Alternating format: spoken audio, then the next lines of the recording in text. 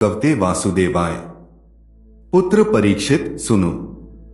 शुकदेव जी बड़े प्रेम से कहने लगे, राजन, तुमने पूछा था कि मृत्यु के समय बुद्धिमान मनुष्य को क्या करना चाहिए। इसका उत्तर तो मैंने दे ही दिया। पर देखो, इस संसार में लोगों की इच्छाएं अलग अलग होती हैं और उन इच्छाओं के अनुसार वे देवताओं की उपासना करते हैं। जिसे ब्रह्म तेज चाहिए वह बृहस्पति की आराधना करता है। जिसे इंद्रियों की शक्ति चाहिए वह इंद्र की पूजा करता है। जिसे संतान की लालसा हो वह प्रजापतियों को मानता है। जिसे धन वैभव रूपी लक्ष्मी चाहिए वह माया देवी की शरण लेता है। तेज चाहिए तो अग्नि की ओर जाता है, धन चाहिए तो वसुओं की ओर, और जो वीर बनना चाहता है वह रुद्रों की उपासना करता है। बहुत सारा अन्न चाहिए तो अदिति की शरण, स्वर्ग प्राप्त करना हो तो अदिति के देवपुत्रों की, राज्य चाहिए तो विश्वदेवों का ध्यान, और प्रजा को अपने अनुकूल रखना हो तो साध्य देवताओं का स्मरण। आयु चाहिए तो अश्विनी कुमारों का स्मरण करो, और शक्ति चाहिए तो पृथ्वी माता की, प्रतिष्ठा चाहिए तो पृथ्वी और आकाश दोनों का आदर करो। सौंदर्य के इच्छुक लोग गंधर्वों की पूजा करते हैं। पत्नी की चाह हो तो उर्वशी जैसे दिव्य रूपों की आराधना, और सबका स्वामी बनना हो तो ब्रह्मा की उपासना की जाती है।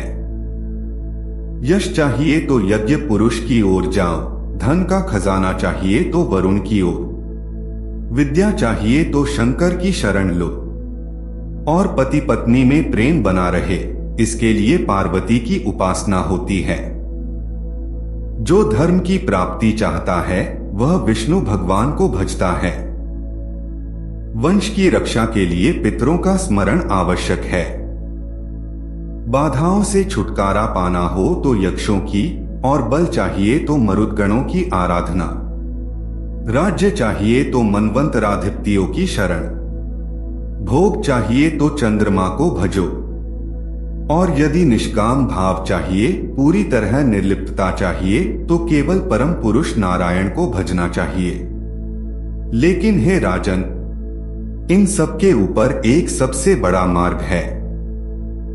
जो बुद्धिमान हैं, चाहे वे निष्काम हो या अत्यंत कामनाओं वाले हों, चाहे मोक्ष ही क्यों न चाहते हों, उन्हें अंतः पुरुषोत्तम भगवान की ही भक्ति करनी चाहिए, क्योंकि तीव्र भक्ति योग ही वह मार्ग है जो सबको उनके परम धाम तक पहुंचाता है।